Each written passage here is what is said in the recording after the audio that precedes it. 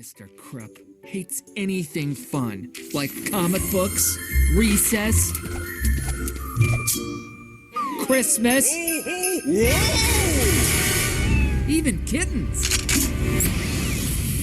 Oh my goodness, did that really happen? No, not technically, but it might as well have. I'm sorry, I'm still mad about the comic. Yeah, me too. And I'm free. In my office. Now!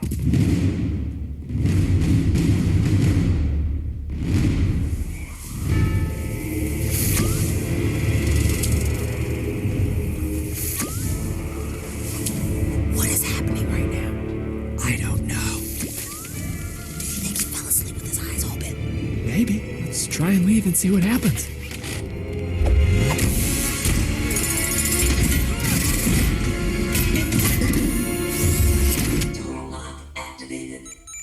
Wow, that's an expensive door. It was a choice between the magnetic automatic door closer and the music and arts programs. Pretty sure I made the right choice. This morning's school sign is supposed to read, "Sewage plant field trips are today." So can either of you explain why it now reads, "Come see my hairy armpits"? I know you two are responsible. How? How do you know? Do you have any proof? I mean, this is a country of laws. The proof is here, inside my gut. He must have a lot of proof in there. Quiet, fire. Quiet, fire. Ever since you've attended this elementary school, you've been responsible for one prank after another.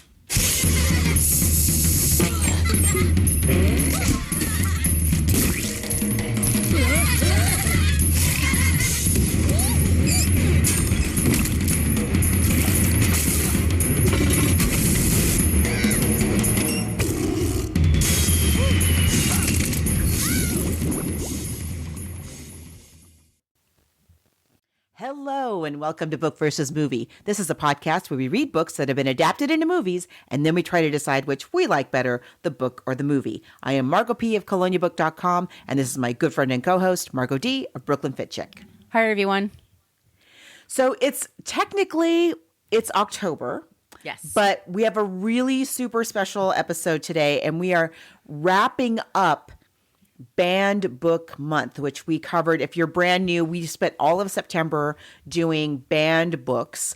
I think this is like our fourth episode of our fourth banned book episode in a row. Because when the pandemic started, we decided to do a brand new episode every single week, and so that means there are loads of them for you to enjoy. It also means that we can't always do a super long book every single week, and so we're really expanding what we mean by book to mean any kind of literary adaptation, whether it's from a play or a magazine article, a song or a poem. If it is an adaptation, we will consider it. If you have suggestions, we've got spooky books coming up next month. Mm-hmm. We've got the holidays coming. So we are always looking for ideas, and you probably have some that you would like to share. You can do that in a couple of different places on the internet. We do have a basic Facebook page. Be sure to like it. You can leave suggestions there.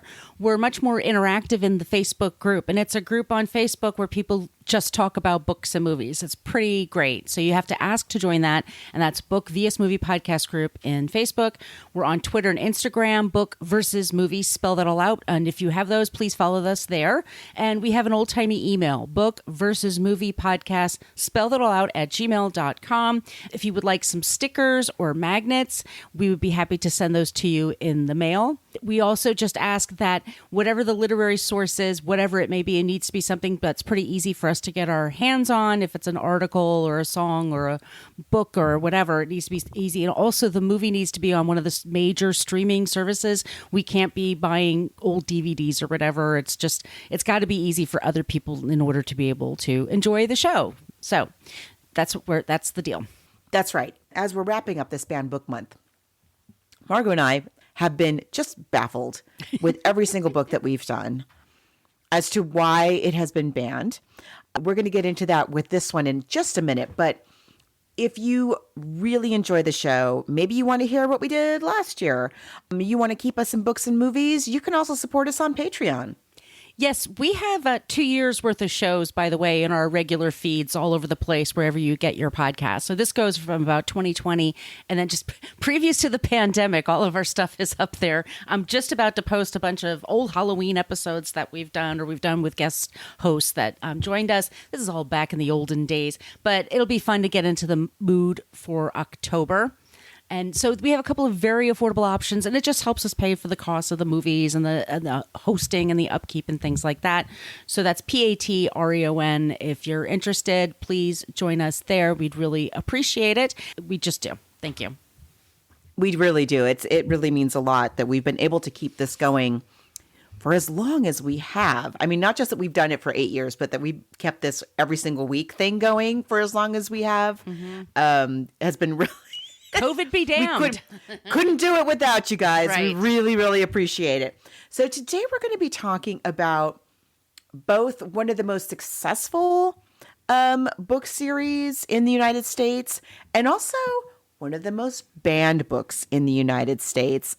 We were shocked to learn that what could this controversial poisoning our children's minds tome possibly be? It's Captain Underpants, Margot. Yeah, we covered Slaughterhouse 5 a couple of weeks ago. And so Kurt Vonnegut was somebody we were talking about, of course, and we follow the Kurt Vonnegut Museum on Instagram. And the Kurt Vonnegut Museum in September talked about banned books, and one of their Instagram stories that they put out said, from Captain Underpants to Slaughterhouse 5, we talk about banned books. And I said to you, Captain Underpants is banned? Margot has kids. We're both named Margot, by the way, if you're just listening for the first time. But Margot is in San Diego and she has kids. I don't have kids. So we didn't grow up with this, but you had a son who is a big, big fan of it. Yes, I had my son. I have a son. He's in the other room. But when he was younger, about the age that kids start reading these series, he was not that into books. My daughter's always been like a real bookworm, but he not so much. And I was really looking for ways to get him more interested in reading. And fortunately for kids his age, all of a sudden there was all these wonderful books that were available to bring in what in the industry are called reluctant readers, and is like code for boys, because there was this issue that boys were not reading or perceived to be reading as much as girls. I've known plenty of boy bookworms, so Right, but, my brothers, yeah. But as a parent, it's a real challenge when you're trying to find, because especially if you are a reader, it's just like finding the right thing that they're gonna connect with. So he was a huge fan of these books, and I remember we read them together, and he read them on his own because he wanted to know what happened, because it's a whole series. He wanted to know what happened after that. I did not know at the time. I think already by then it was already being banned in places. I had no idea until this week, the extent to which these books and this one in particular, for some, because I guess the first one, have been banned. Mm-hmm. Unbelievable. And this guy, let's talk about the author who's trying to indoctrinate our children. Yes, this madman. His name is Dav Pilkey. He's from the Cleveland area. When he was growing up and going to elementary school in the 70s, he reminds me of my brother Joe. He had ADHD and dyslexia, and my brother did. They called it hyperactivity disorder at the time.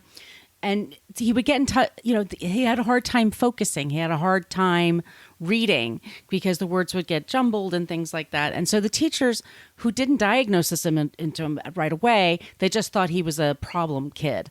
And they put him in the hallway. And so he would create these comic books in the hallway. And when he was in the second grade, he came up with Captain Underpants. Why Captain Underpants? Because most of the heroes he saw were in their underpants when they were running around solving crimes and doing their thing. He's brilliant. Second grade. He goes to college. He sells his first story there. He enters a competition. And then Captain Underpants comes out in 1997. He has the Dumb Bunnies series and Dogman. I love this. One of his pseudonyms is Sue Denim. I just think that's hilarious. And one of the things he tries to talk about, and he has been banned and he does talk about it, is it was important for him to reach to kids in a graphic novel kind of way, because for him that helped him learn to read. When you look at a character and they say, and he's at a specific example I heard from him said, "My mother was livid." He goes, "Well, what does the word livid mean?" When you look at a book and then you see her face and she looks angry, he goes, "Oh, that's what livid means." And it just helped him, it was so anyway. He's been writing these books since 97. He's a big advocate for children and reading and for young adults. He could have sold this right away for a pretty penny, and he was very particular. He wanted to get the series out first, and he wanted it done correctly.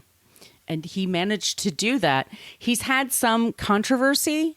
There was a book that came out, and there was a, let me just look this up here. He had one that they pulled last year. Yeah, it was during the pandemic, and it was he's married to a Japanese woman, by the way, and they go to Japan quite frequently. A Japanese American, excuse me. But the Adventures of Ook and Gluck. And it was about kids, and it was about kung fu fighting. It might have been something like from his, literally, like that's a song from our childhood that people used to sing. But it had a lot of Asian stereotypes that he didn't realize that were, and so he took it down himself, by the way. He put out an apology and, but go ahead. Well, I was going to say, yeah, he said, and I thought this was really, again, like, he's so smart. He says in his statement, he said that even unintentional and passive stereotypes are harmful to everyone. Right. And, he could have pushed back. He's a very powerful, he's a very, very well-known, extremely wealthy, has a lot of pull author now. He could have been like, no. Like a certain other very famous author of a series of children's books we know. Yeah. He could have dug his heels in and been like, no, this is my creative work, blah, blah, blah. But no, he didn't. And yeah, really commend him for that. Yeah, he's a powerful white man in a publishing industry where he makes people a lot of money, and he has a lot of money. He lives a dream life. He also works very hard. He has a lot of work under his belt. I didn't realize, like, there's a whole Captain Underpants series on Netflix that continues the story. I was just like, oh my God, it's so much fun. But his work is, as soon as it came out, and kids found it right away, as Margos says, and it's very visual as well as, it has like the flip books, I guess, like with the Fliporama, which I didn't have that because I had the Kindle version. So unfortunately, but you could flip back and forth. I was reading it that way too. Yeah, you could. I mean, I would have liked to have been. But it's not as fun as with the page. Yes. I have to admit, because I've read both in both versions. And yeah, it's more fun when you actually have a physical page to flip back and forth. Yeah. But you can almost get the effect. But almost. It was fun. And it's about these, the first story is just about these two kids that are best friends in the 4th grade, Harold and George. And they just are into pranks, and they're going to school together, and they're best friends. And they just get up to a lot of mischief, and they get called to the principal's office quite a bit. And it's very over the top, like the teachers are mean and the principal is mean, and school is a drudgery. Going there every day is just a drag. And so they're just trying to make it fun for everybody. And they do things like they put sneezing powder in the girls' pom-poms for cheerleading, stuff like that. They like to rearrange the letters on the school sign. And the school is for Curly. It's Jerome something high school. Jerome Horowitz, I want to say. Yeah, Horowitz. Yeah. And that's Curly from Moe and from the Three Stooges. The Three Stooges. He's the one that says, "I try to think and nothing happens." That's him. It's so great. So these kids, it's a lot of like, there's fart jokes, and there's Mr. Poopy Pants, who's like the mean substitute teacher that comes in. Yeah, it's kids being naughty, but not mean. They're rambunctious, I guess, is my. It's true. They're never mean, and they're never. It depends on what you mean by mean, I guess. Yeah. Like, making the cheerleaders sneeze, or didn't they put like itching powder or something in the football? Yeah. First of all, it's something no actual real child would ever get away with, even if they thought they were going to try something like that. Nobody gets away with stuff like that. No, and it's all in just good fun. I mean, like these kids just want to they just want to be best friends forever. They want to always like be there by each other's side, and they live next door to each other. It's just very, very cute, and it's just a beautiful, fun little book. I think and apart from the pranks, yes, what I think is good, and the pranks are part of this, is that the book encourages kids to be imaginative, yes, and to be creative. And one of the kids, I think you mentioned, one of the kids is the illustrator, and one of the kids is the writer of the Captain Underpants series, and so it's also about them working together. Yep. One of them, they're better. They're what is that? Greater than the sum of their parts, and they cooperate. And there's just a lot of really cool messaging here for children. So why, oh why, is this one of the most banned books in American history? I thought back to, I remember, we're old enough to remember The Simpsons when they first started, and there were people that wanted to ban because seriously, Bart parents. Simpson was Parent organizations. They really had a problem with Bart Simpson, and that was like their first season was like a lot of defending Bart Simpson, The Simpsons, which is so like he's now like Dennis the Menace. Like he's like a classic, like vintagey, cute kind of character that everybody was so worried about. Yeah, it's the same thing. And yeah, my parents would have loved if we had these kind of books around because kids think fart jokes are funny, and a name like Mr. Poopy Pants, and if it gets some reading, yes, it gets why some not? reading, yes. It sells really well. There's several stories to be had here. I love it that what they do is, so the principal, he gets on their case because they're always breaking the rules. Let's be clear. I mean, these are the consequences. But at one point, he's like, I'm going to separate you two. You're going to be in two different classrooms. And they're just like, no, we're best friends. This is our whole thing. And so they buy a ring that's a hypnotizing ring, and they hypnotize him with the ring. And they tell him, like, play like a chicken, and he plays like a chicken. And then they're like, you're Captain Underpants. And he's like, okay. And he immediately turns himself into Captain Underpants. And he has this totally different personality. And he kind of just does their bidding, which is like whatever it is they need him to do. And it's so funny. It's so great. It's so silly. It's really, really, really wonderful. I mean, I don't understand why anybody would have a problem with this. So I want to, again, we're wrapping up Banned Book Month, and I had two citations for why it was banned that I was able to find. Okay. Generally, the series is challenged for encouraging disruptive behavior. But as we said, really though, show me one instance. Right. Show me one instance where like, these kids went too far. They read this book and then they tried to hypnotize the principal, and then he walked around in his underwear solving crimes. Yeah. I mean, yeah. Sure, Jan. But then it was specifically banned in Michigan because one of the protagonists, I can't remember if it's George or Harold, one of the protagonists grows up to be an artist. Oh, it's the one who's the artist.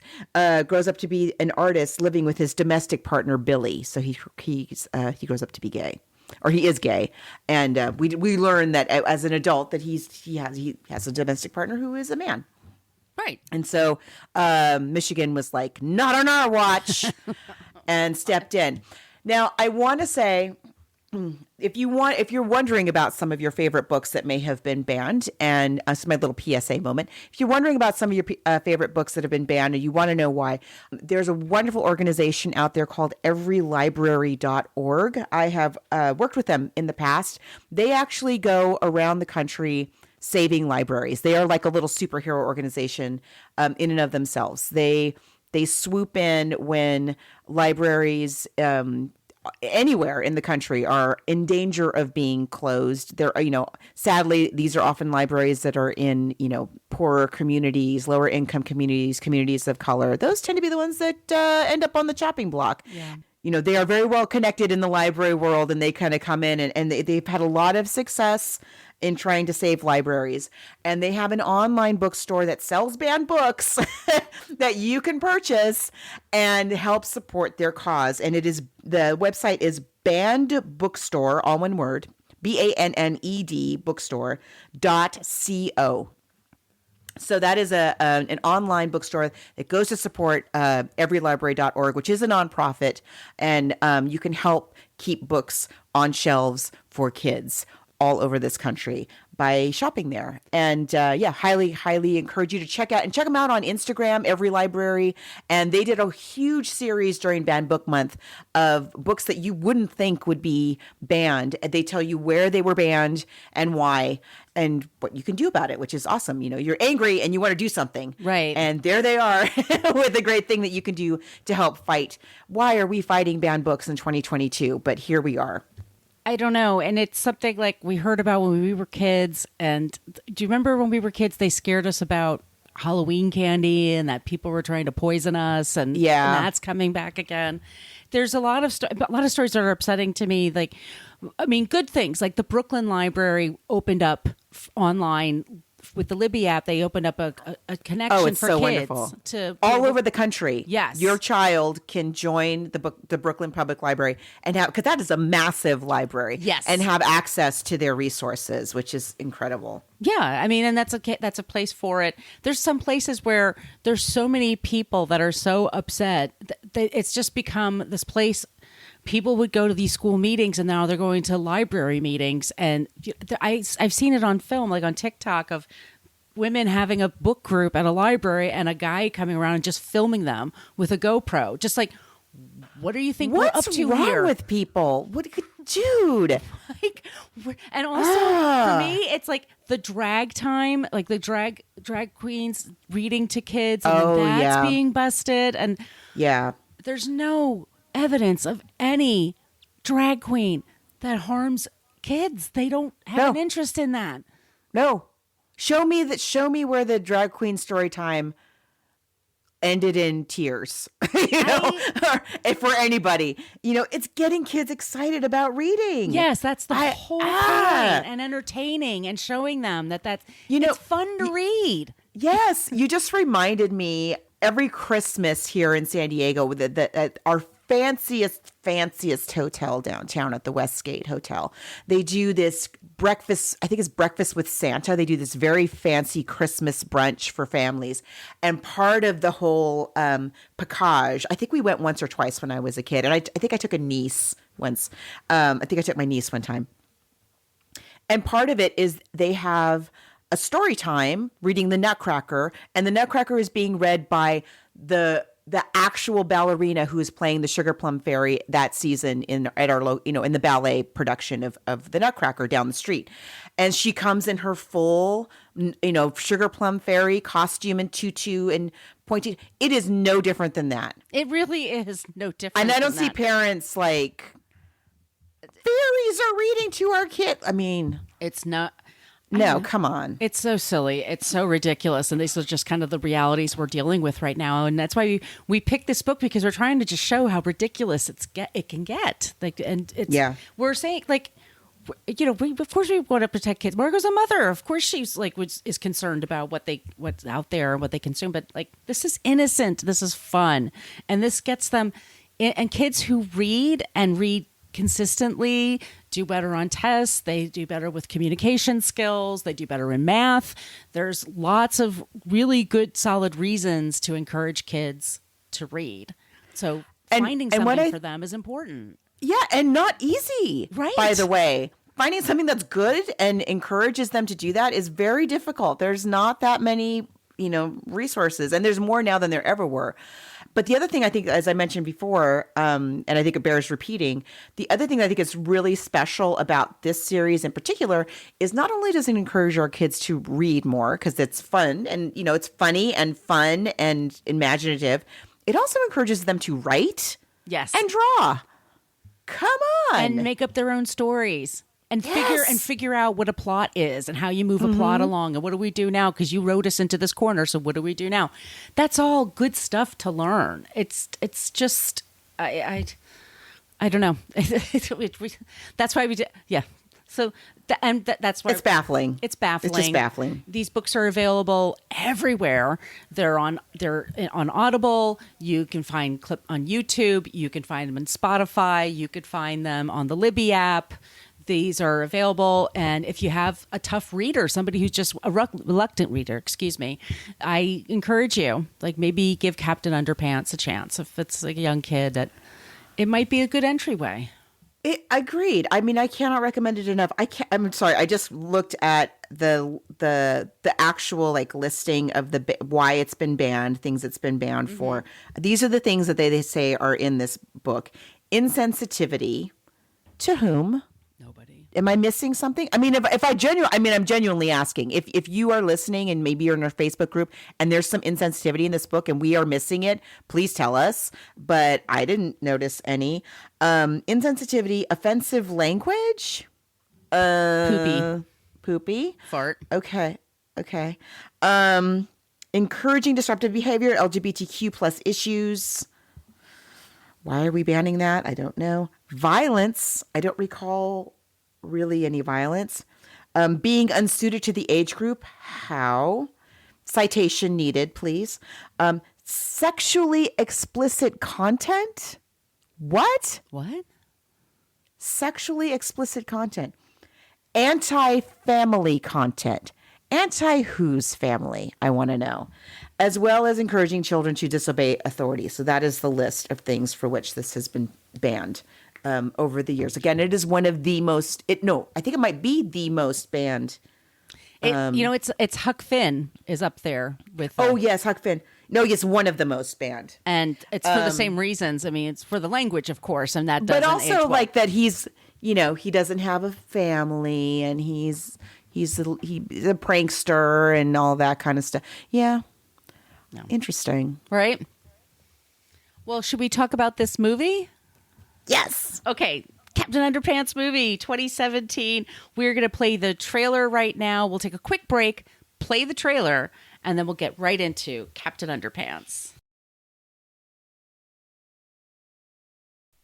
Hi, I'm Kevin Hart. And I'm Ed Helms. Check out the sneak peek of our new movie, DreamWorks' Captain Underpants. It's the story of a superhero. I take that back, because he's barely a superhero. He's absolutely a superhero, Captain Underpants. Ed, he doesn't have X-ray vision. He can't even climb a tree. Wearing a cape does not make him a superhero. Yes, it does. I'm not going to argue with you. Why don't you guys decide for yourselves by watching the sneak peek of DreamWorks' Captain Underpants? The superhero. It's not a superhero. It's a total superhero. Tomato.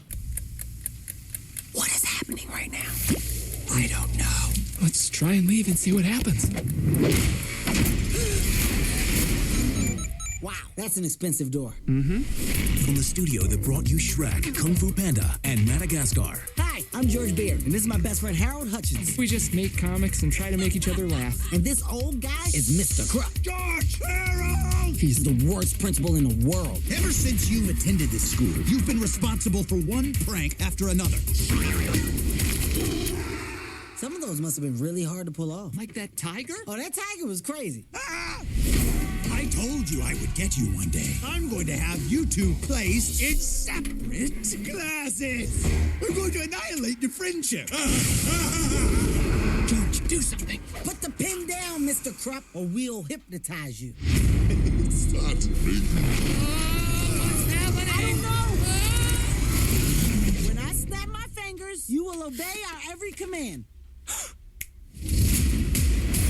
You are now the amazing Captain Underpants. Tra-la-la. I honestly didn't think that would happen. This summer, Come, sidekick. We gotta stop him. Why? Why, thank you, vehicle person. Yeah, we should probably go get him. their greatest creation, Captain Underpants, you can't actually fly. I take to the sky like an ostrich. Wow, he is super dumb. is now their biggest problem. Stand down, you monster! Tra-la-la! I think I'm starting to tire him out!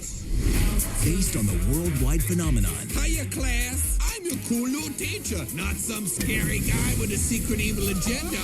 guys, I totally got this. Yeah, totally, he's got it. Kevin Hart, Ed Helms, Thomas Middleditch, Nick Kroll. When it's cut all together like that, you really get a sense of the scope. DreamWorks Captain Underpants.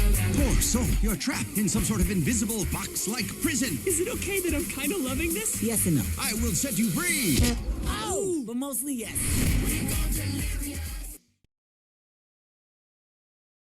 This is a production of DreamWorks.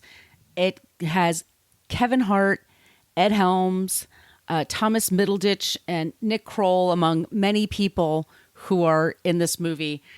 And I said that Kirsten Shaw. Kirsten Shaw, she's so great. Jordan Peele is in this movie. There's so Oh, many. he's great in this. Yeah. It's such a great, it's an awesome, okay, spoiler alert, this Right. movie is amazing and we love it. I know. We're adults and we totally love this movie. It was hilarious. It's so I funny. was smiling the whole time. I was smiling and laughing for the start to finish. When they showed the DreamWorks logo and the boys are like, no, no, no. It's so funny.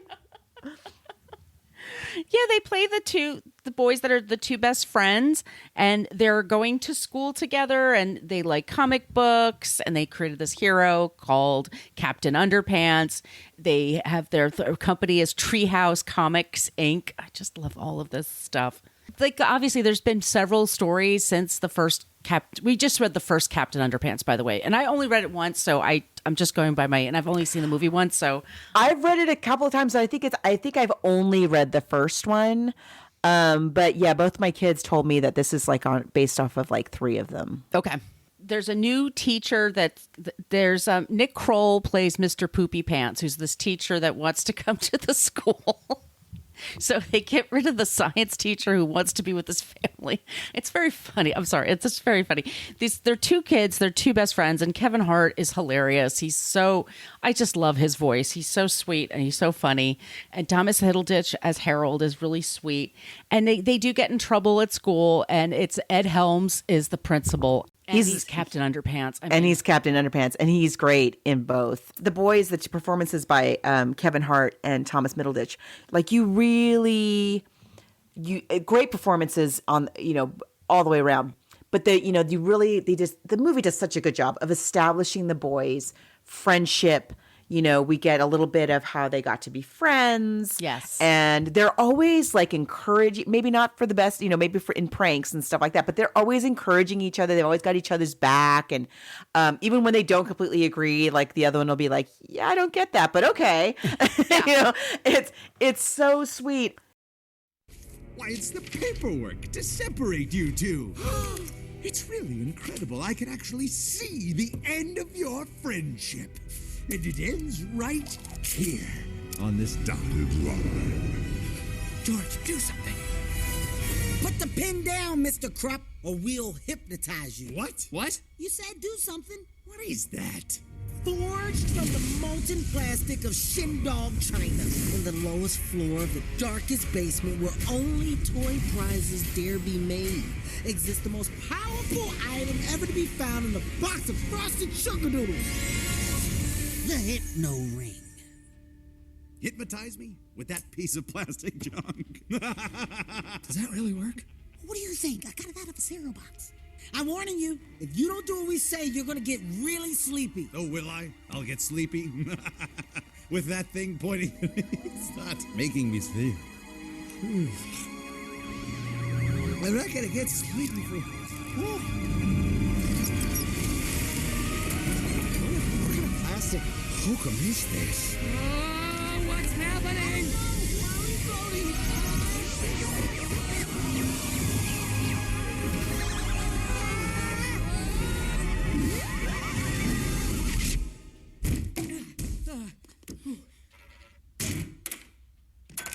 What was that? I don't know. I honestly didn't think that would happen.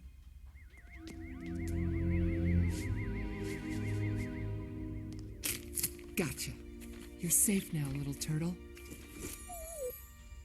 When I snap my fingers, you will obey our every command. Wait, how do you know this? I don't know. I just say the first thing that comes to my mind with great authority. You are now a chicken.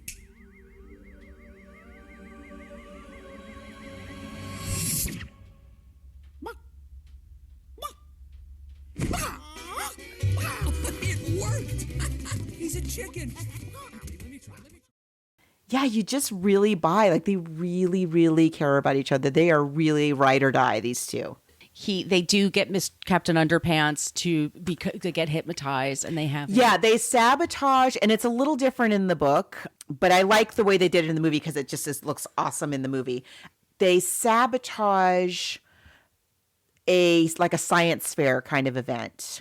They are like historic pranksters, and they never, ever, ever get caught. But this time, the principal and the nerd, Melvin, who's played by Jordan Peale, and it's such a good performance. He is so funny. They have rigged up a hidden camera, so they've got them on tape, which is what happens in the book, but it's a different scenario with the pranking. It's funnier in the movie, I think, arguably even funnier in the movie. So the boys, he's got like an actual VHS tape of the boys, and the boys are the recording, and the boys are trying to get the recording back. They sneak into the principal's office, they get caught, and so they're really, he's going to separate them, and so they hypnotize him with this like plastic out of a cereal box little hypno ring. It's a 3D hypno ring. And then all of a sudden Mr. Poopy Pants is also taking over. What is Mr. Poopy Pants? What is his evilness? He is a legit scientist who has a very unfortunate name, and he has been laughed at his entire life and was basically laughed out of the Nobel Prizes. He was about to win the Nobel Prize, and when they announced his name, everybody laughed, and that's when he snapped. So he has his invention that he was winning the Nobel Prize for was that he has this gun that can shrink or grow things. Shrink, grow gun. And what he really wants to do is, one, eliminate laughter, first from children and then from the entire world.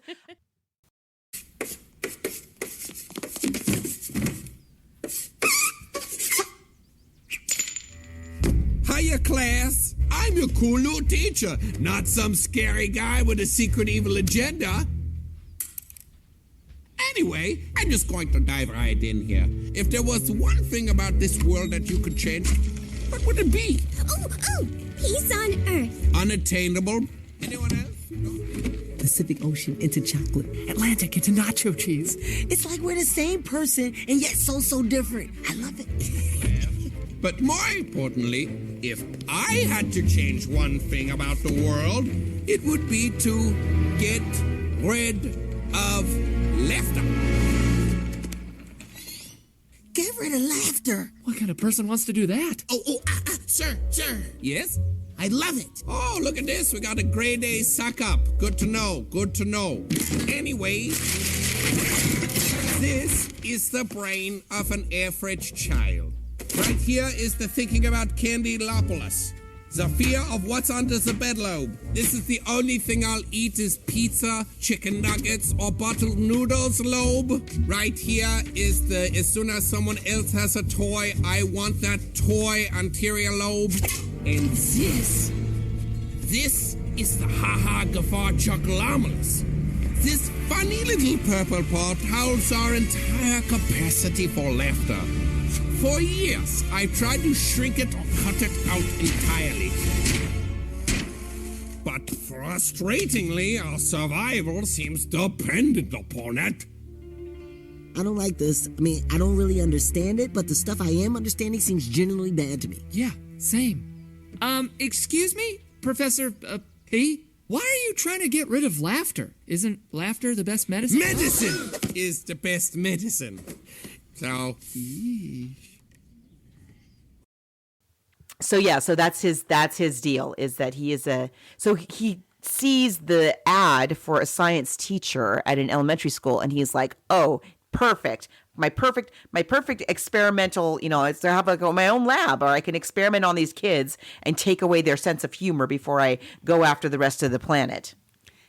The first thing he does is there's like two girls in the hallway, and he starts yelling at them, and he puts them in a cage. And then Jordan Peele becomes his sidekick because he's just this nerdy little kid. But with no sense of humor. No sense of humor, right? He can't handle he always thinks people are laughing at him. And I guess, it is a silly name. I mean, I guess never thought to change it. He says, at one point he's like, pronounce it the Swiss way on the ooh, accent on the ooh. It's like, what? What are you talking about? But Captain Underpants. So Captain Underpants, when he's the principal, he has all these tapes and he basically blackmails the kids and says, you're going to be separated and you're going to be working for me all the time. You're going to like clean my house. You're going to clean the schools. You're going to like morning, noon, and night. I'm going to work you, or you're going to get in super duper trouble because I have all these tapes that can prove that you did all these pranks. And these kids are like, oh no. But then they get Captain Underpants to like find out where the tapes are. And and they just tell Captain Underpants what to do. They're like, find out Mr. Poopy Pants' name. He fully listens. Yes. He does whatever. Yeah. What does the P stand for? Excuse me? The P in your name. What does it stand for? Oh, it's private. So that means your name is Professor Private? What's so funny? I don't get it. Principal's office, now! You two! Why him? Because your friendship and shared sense of humor irritates me and must be destroyed! We gotta do something about that new science teacher. Yeah, it's like he's even more of a villain than Krupp. I didn't even think that was possible. Whoa, wait a second. Tell me about it. What? Who do you think? Oh, okay. Maybe we could fix this if we just... Can you hear me? No, that'll never work. No. I'm sitting right here. Wait, Professor P doesn't want anybody to know his last name, right? Right. Who's Professor P? Exactly. Oh, where's the respect? I am your principal.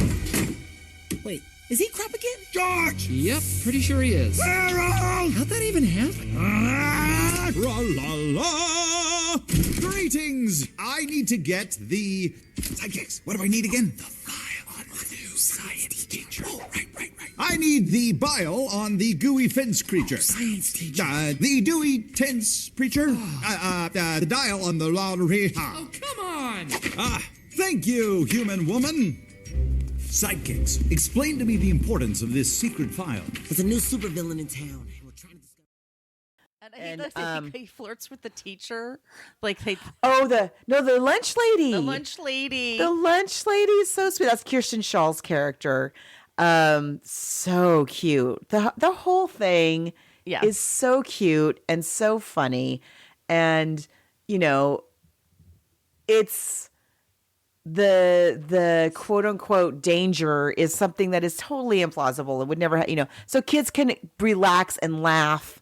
And, you're never, I can't imagine like a child actually being scared in the movie theater that Professor Poopy Pants is going to take away their sense of humor with their ray gun in the giant toilet. So. Yeah, there's Melvin's turbo toilet. That's something that. That's right, it's a turbo toilet. It's just, It's just a scream. The whole thing is so funny. It's just so silly and so funny. And and there's just all these different adventures. And they figure their way around it. And like you said, they learn to just they use his powers, but they have to help him along because he doesn't know what he's doing. And sometimes he winds up, in the bushes and he wakes up and he's like, what am I doing here in my underwear in the bushes? And they have to give him his clothes and tell him what to do. But the kids are they're really, really sweet. They're very funny. And they have this ability with this hypno ring to create this character of Captain Underpants. They make their principal really fun and their pal and helps them out. And I'm not giving it justice. There's so much. It's so funny. Just adult. I was laughing out loud. I think the music is great in here. The music is awesome. Yeah. But again, it's really great themes. And a lot of this stuff is not in the book that we read. Maybe it's in later books, but I think the messages are really great. The boys, when they first stumble into hypnotizing the principal, they're like, oh crap, we can't, what do we do? This guy thinks he's a superhero. He's jumping out of the window. We can't have that. And when they sort of get it under control, and then they're phrasing well, if we put him back to being the principal's just evil. And he's going to separate us, and he's going to do all kinds of other stuff to hurt kids, but there's no real danger. Anyway, what I love is the boys realize, well, how come Captain Underpants is so nice and the principal's so mean? Well, because Captain Underpants thinks we're his friends. And the principal, he has no friends. Maybe if instead of, because they could have taken advantage of that situation and made the principal's life even worse, even more miserable. But they're like, no, what if like we set it up so he can have friends and he can have a life besides like being the Iron Fist principal. So, and it works. Yeah. And so they have this, it's really a nice message, I think, for kids to not only to take that approach to a crisis, but also encouraging kids to go, oh, well, wait a minute. How come this is like this? Oh, how come? Because nobody's good or bad. You know, even Professor Poopy Pants, like he's a legit scientist. Right. His feelings were really hurt, you know, like his whole life. I love it when he walks away and then he keeps getting hit by the car. And he's just Oh my. This is not a comic. This is a history book. And as such, it should be taught in every classroom. And you yourself must teach it, because that is how good it is. I don't understand. I thought, like, we'd be on the same page here. Ah, what page is that? I'm on page 9 here. It's fantastic. Look. It's about this evil science teacher, who looks a lot like you, by the way, and he wanted to rid the world of laughter, but he couldn't figure out how to do it. Even worse, it seemed like everywhere he went, people were having fun and laughing. It was just infuriating. But then he discovered someone who wasn't. I don't get it. Why is it funny? Anti-humor boy. And then the professor says, Very interesting. that's my voice for him. Wait. Give me that. That's no anti-humor boy. That's the suck up from class. Very interesting. You boys don't even realize it, but your silly comic book just helped figure out how to wipe out laughter on CMC. Hey, watch where you're going! You just hit Professor Poopy Pants! Poopy Pants? That's not funny! That's not funny! In the heart of the sidewalk? Oh, if I had insurance, you'd be in style! I'll admit that was surprising. There's so many great jokes in this. There's great visual jokes, especially when they start playing with the shrink grow gun, and really awesome. I love the whole thing about the secretary, the principal's secretary, being on hold for like the entire movie for $1 billion. And then it hangs up by accident. So funny. Yeah. So cute. There's a great version of so Think good. by Adam Lambert that they play a bunch of times. It's good. It's really good. And then Weird Al does the theme song.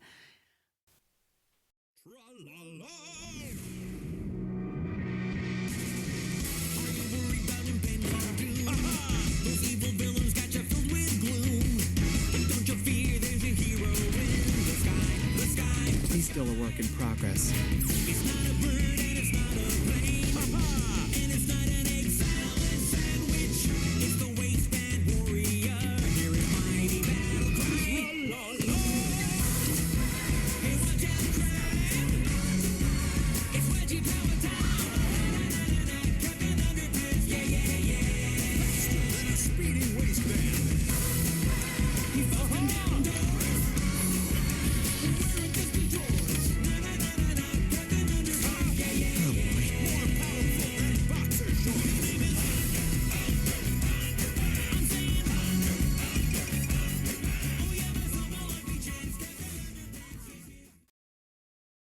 You know, I always have time for Weird Al. He's always. But who else would you get, by the way? I mean, that's like. Of course. It would be a slap in the face to get anybody else than Weird Al. Yes. Yeah. And that's the whole. I don't know why there haven't been any others. I mean, it could be. Is it because of COVID? I don't know that everything. Possibly. I don't know. Because I know Kevin Hart, I'm sure, is not cheap. I'm sure it was. No, probably not. I'm sure. But even then, I mean, it's not like he wasn't a star already. These were all big name people already when they made this movie. And they certainly open it to a sequel. That would be, I mean, it would be great. I would be totally into that. I would be totally into that.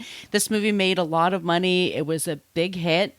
I totally see why. And now there's an extension of it on Netflix. It's its own series. I super loved it. I really enjoyed this. This was like a really fun world to go to. If I have to make a decision if it's just between like the one book and the one movie, I would pick the movie. But I'm glad I read the book. That's the thing. Oh, the book is awesome. The book is so good, and it's a quick read. Like I said, like we did in our house. Like if you have reluctant readers at home, start by. It's a fun book to read out loud, I guess is what I'm saying. It's a very fun book to read out loud, and the kids can find all kinds of stuff in the pictures that are lots of visual jokes in the book, and then encourage your kid to read it on their own. There's a whole series they can get. There's a lot there, and then as they grow up, they can follow his work. It's exceptional. This was a super fun one. And it also, once again, I'm like, why on earth would you ban this? Are you allergic to joy? Is that your problem? Yeah. Dang, man. Yeah. It's really yeah. Baffling. Now. Yes. Rubs hands a la Mr. Burns. Another Simpsons reference. It is October. Listen. In San Diego, it is, do you know what it is today? It is 72 degrees. I am wearing long sleeves. It is. I'm just faking it till I make it, that it's autumn. It is 60 I had a hot degrees drink. and raining. See, that's that here is like brr. Ooh. So we're looking at some stories I'm so here. excited. Yes. With Margot, we have to remember she's not into like the gross horror slasher. I'm not a slashy, no slash and gore, please. Right. So here are some ideas. And then, like I said, we have to also keep the page count in mind and stuff like that. So let me just throw some with you. Somebody said, maybe at the end of the book, Goosebumps, those books are banned, but they're also... There's Don't Look Now, which then it was the Nicholas Rogue movie. Oh, That's yeah. a short story. That's right. I like that movie a lot. I do too. The Fly is based on a short story. Is it really? I never knew that. Yeah. There's The Woman in Black, which is a ghost story. And by Susan Hill, it's 178 pages, and Harry Potter is the lead. There's The Thing, but I think The Thing might be too intense for you. Yeah. Just for those of you who are newer, some of the books that you may be like screaming out right now, we've probably already done. Yes. Because we've done spooky October books for a long time. So we've done Frankenstein, we've done Dracula, we've done Silence of the Lambs, Psycho, Silence of the Lambs. Yeah. So most of the biggies we've probably already done. That's why you're like, why are they talking about these things when there's all those other amazing books? Right. Rosemary's Baby. We could like that. Oh yeah, that would be a good one. Right. There's Evil Eye. It's a movie that's streaming on Amazon. It's a short story that's on Audible, and then it's a movie on Amazon. That's supposed to be really good. I don't know. It's like an hour long to listen to. It's not that long. Candyman, but that might be too. I don't know. You think about that. That would here's I had like an instant reaction. Why? Because the trailer scared me so much. That's always a bad sign for me. I Know What You Did Last Summer. That's based on a Lois Duncan book from the 70s. Oh yeah. We've done Stepford Wives, for those of you who are wondering about Stepford Wives. We did do Stepford Wives. We've done Silence of the Lambs. There's Let the Right One In, but I think if that freaks me out, you're going to be... No, please. Yeah. The Wicker Man, that's like 300 pages. Misery is 300 pages. I was thinking, I put down the Amityville Horror just because it's so dumb. Banicula. What's that? Did you ever read Banicula? No, what's that? It's a kid's book. It's what we, it's like a book for reluctant readers from when we were kids. And it's about a bunny rabbit who's a vampire. But it's like somebody's pet rabbit. Was it a movie? And yes, it was made into an animated special, but I don't know how available it is. So Yeah.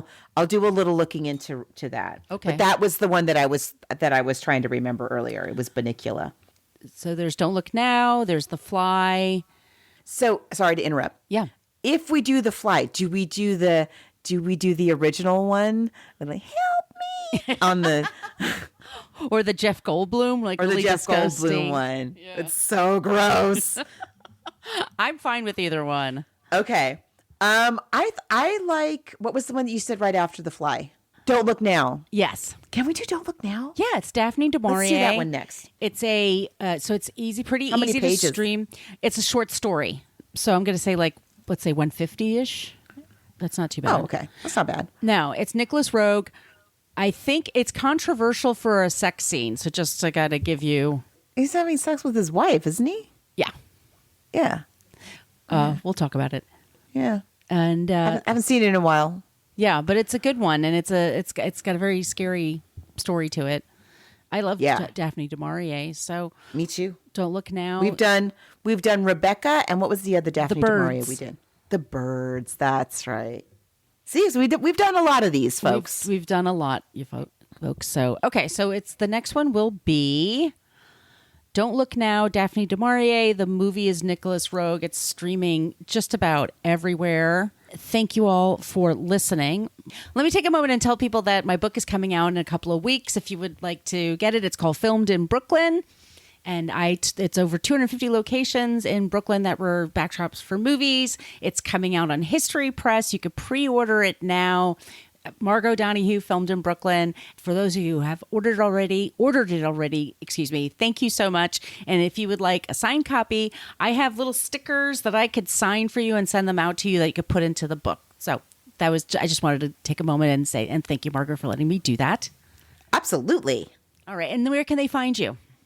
You can find me online at coloniabook.com, and all of my social media callouts are at She's Nacho Mama. And where can they find you? You can find me at Brooklyn Fitchick for Twitter and Instagram. My site is brooklynfitchick.com, and I am on TikTok at Margot Donahue. Back now in October for our spooky episodes. Thank you so much for listening to the Book versus Movie podcast. We are a part of the Frolic Podcast Network. You can find more podcasts you will love at frolic.media/podcasts. We follow the hashtags LadyPodSquad and Podern Family. If you want to support the show, you can go to our Patreon page, go to Patreon, and look for Book versus Movie podcast. We have a basic Facebook page, but we also have a private Facebook group. Go to Facebook and type in Book vs. Movie Podcast Group if you want to join that. You can follow us on Twitter and Instagram at Book vs. Movie. Spell all those words out. If you'd like to send us an email, it's Book vs. Movie Podcast, spell that all out, at gmail.com. You could follow Margot D at Brooklyn Fitchick on social media and Margot P at She's Nacho Mama. Thanks so much again for checking out our show, and we'll be back soon with a new episode.